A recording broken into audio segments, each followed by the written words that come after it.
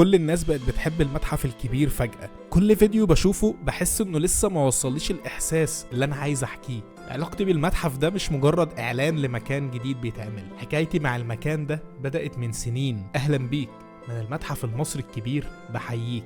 وانا لسه تلميذ في المدرسه كنا في رحله للاهرامات، والمدرس قال لنا هنا جنبنا بالظبط هيتبني اكبر متحف في العالم. ما كنتش فاهم وقتها يعني ايه، بس السنين عدت وكل ما تتذكر الاهرامات قدامي في اي درس او في اي موقف كنت بفتكر المتحف واقول ياه امتى هيتبني. انا حتى فاكر يوم ما نقلوا تمثال رمسيس الثاني، كان الحدث في التلفزيون والناس كلها بتتكلم عنه. الكلام ده سنة 2006، من 20 سنة. كبرت، درست تاريخ وآثار، وبقى شغلي إن أشرح حضارتنا للناس وللأجانب. وكل مرة أعدي من جنب الأهرامات وأشوف المتحف بيتبني كنت بحس إني بكبر معاه خطوة بخطوة. سنين بناء المتحف يقف وسنين يرجع ويكمل تاني. كنت حاسه زيي بالظبط لما بقع وارجع أقوم من تاني. ولما دخلته أول مرة في الافتتاح التجريبي ما حسيتش بفخر ولا رهبة، بس حسيت بحاجة أغرب، كأني راجع بيت اتبنى حتة حتة، بيت معمول بإيدين بتحب التاريخ وبتحب البلد دي. يمكن العالم والناس شايفينه مبنى جديد، ولكن أنا شايفه حاجة تانية. شايفه زي الطفل اللي كبر معايا لحظة بلحظة، وشغفي بالآثار والتاريخ كبر معاه لحظة بلحظة، وأخيرا